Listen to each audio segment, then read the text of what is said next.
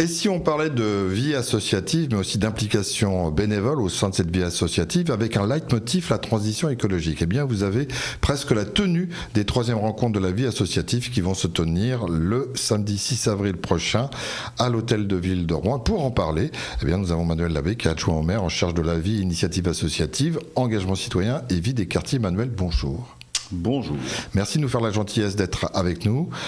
C'est hyper important de parler effectivement de citoyenneté, de démocratie locale et participative, c'est-à-dire de comment en fait les habitants peuvent s'emparer à leur niveau bien évidemment de questions qu'on entend tout le temps résonner. Changement climatique, transition écologique, qu'est-ce que je peux faire à mon petit niveau ? Vous pouvez le faire pour vous, mais aussi pour, j'allais dire, l'ensemble de vos concitoyens. C'est ça un peu les rencontres de la vie associative avec une thématique particulière chaque année ? Oui, alors plus globalement, ces rencontres, c'est l'occasion aussi de permettre au tissu associatif rouennais. Je le rappelle systématiquement, c'est 1500 associations à Rouen, 400 qui sont accompagnées par la mairie de diverses manières, des subventions ou des hébergements temporaires ou permanents. Et donc ces rencontres, comme leur nom l'indique, c'est aussi l'occasion d'abord et avant tout de permettre à ce tissu associatif de se rencontrer pour faire émerger des projets communs, pour mutualiser et puis pour réfléchir ensemble et à leurs actions et aux projets qu'ils peuvent mettre en place. Dans cette volonté d'accompagner ce tissu associatif, évidemment à l'échelle de notre municipalité et de la vie politique au sens noble du terme, nous avons fixé des objectifs de mandat qui tournent autour justement de cette question de la transition écologique, qui répond à l'urgence environnementale, et puis la question sociale également, qui répond à l'autre urgence sociale. Et puis plus globalement, il y a aussi une urgence politique.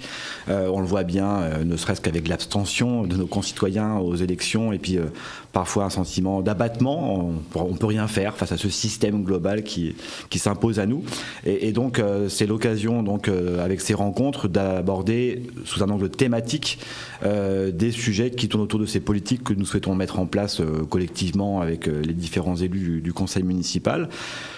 L'an passé, nous avons consacré donc une matinée de travail à la rédaction d'une charte des gestes éco-responsables que les associations peuvent mettre en place dans leur activité du quotidien.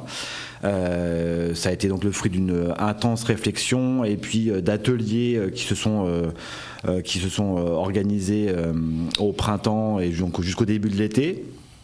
Pour donc mettre en place cette charte avec 35 éco-gestes que l'on souhaite voir adoptés donc par le tissu associatif. Cette charte a été votée au conseil municipal à l'automne dernier et donc les rencontres du 6 avril seront l'occasion de faire signer la charte donc avec le maire, moi-même, Jean-Michel Bérégovoy et Françoise Esconnec qui sont élus sur ces questions environnementales et donc nous signerons ces chartes avec le tissu associatif. Et c'était pour l'an passé en tout cas.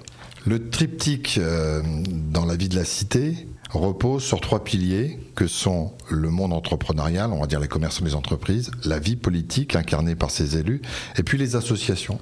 Et souvent on les oublie parce qu'elles ont à la fois un pouvoir de drainer des envies, des passions, mais aussi de s'impliquer à condition qu'on arrive à les sensibiliser. Et j'allais presque dire qu'on arrive à les mettre en avant plus qu'on l'a fait jusqu'à présent. Ouais, j'ajouterai un 4e pilier qui sont les services publics qui sont essentiels, c'est l'enseignant qui parle également par ailleurs. Mais oui, effectivement, ce tissu associatif, on a souvent d'ailleurs tendance à dire qu'on fait de la délégation de services publics avec le tissu associatif qui agit parfois à la place de services publics qui sont malheureusement défaillants ou insuffisants sur le champ social, par exemple, l'accompagnement social en particulier.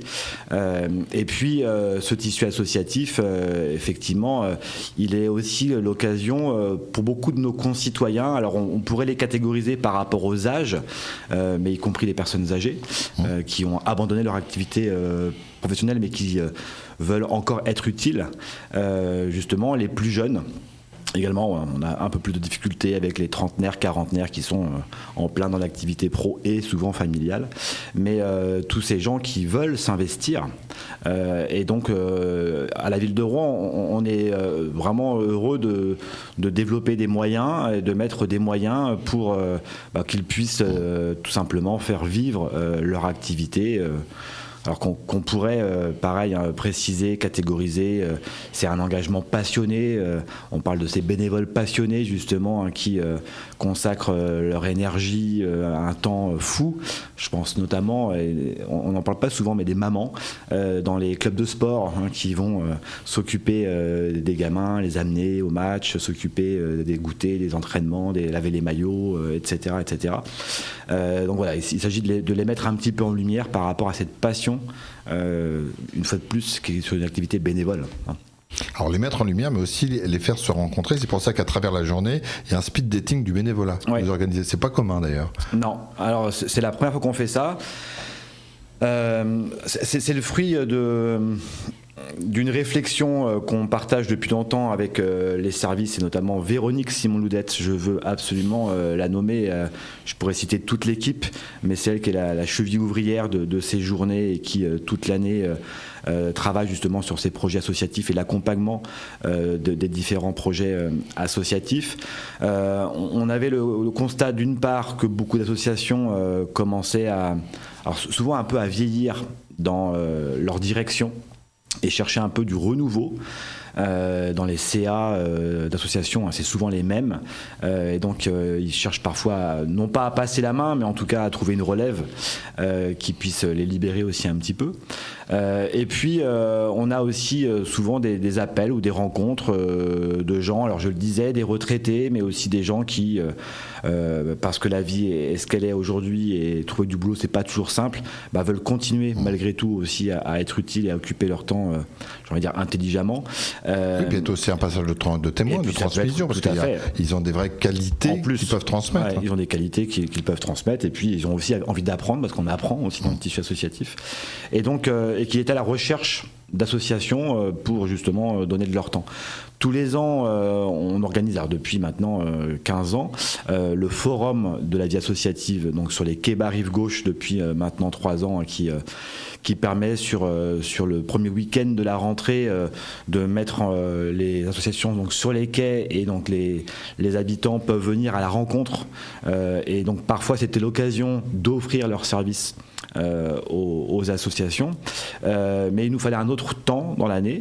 Le printemps, la vie redémarre après l'hiver où on a un petit peu hiberné justement, et donc ça nous paraissait intéressant de tenter ce speed dating. Je suis pas un fan des anglicismes, mais voilà, ce temps de rencontre entre des bénévoles et les associations. Et c'est de l'intérêt justement, et merci pour votre invitation, mais de justement relayer cette invitation pour donc venir donc à l'hôtel de ville. À 8h30, on a un petit accueil avec un petit café, un petit mot du maire et de moi-même ensuite pour introduire la matinée. On aura donc la signature de la charte éco-responsable. On aura Laura Slimani qui nous présentera le budget participatif. Alors, c'est une autre forme d'engagement. C'est très important. On aura très peu de temps pour en parler, mais c'est hyper important de savoir qu'on peut. Tout à fait. Voilà, parce que parfois on se dit bon, je travaille dans mon quartier, mais en fait il n'y a pas de budget. Voilà. Donc on pourra redire un petit mot. Et puis donc ensuite on organise donc ce speed dating. On a une trentaine d'associations, c'est un peu plus pour l'instant, même quasiment une quarantaine qui sont inscrites. Et donc on invite les Rouennaises et les Rouennais, quel que soit leur âge, y compris les plus jeunes, donc à venir à la mairie et donc venir à la rencontre de ces associations qui ont besoin de bras. Donc si ces Rouennaises et Rouennais, eux, ont du temps à consacrer, eh bien ce sera l'occasion justement d'aller un petit peu à la pêche aux assos qui sont en manque justement de bras ou de bénévoles. Ce speed dating, ça peut être l'occasion de sensibiliser les jeunes. Tout à fait. Alors, le samedi matin, on prend un pari. Ceci dit, le speed dating commence à 11h. Oui, ça laisse le temps de se réveiller tranquillement et de venir donc à la mairie. En plus, on accueille tout le monde dans la salle du conseil municipal, qui est quand même une salle majestueuse. au niveau architectural, elle est assez extraordinaire, tout le monde ne la connaît pas. Donc voilà, on invite dans ce lieu magistral à rencontrer les associations. Merci beaucoup Manuel Labbé d'être venu présenter cette journée importante pour la vie de la cité, le 6 avril à partir de 9h dans les beaux salons de l'hôtel de ville. Vous viendrez nous en reparler après si vous avez Avec du grand temps plaisir. à vous consacrer pour savoir comment ça s'est passé. Si vous souhaitez voir et revoir, nos podcasts sont là pour partager ce magazine, et puis aussi vous pouvez le retrouver sur notre site radiosensation.fr. Merci.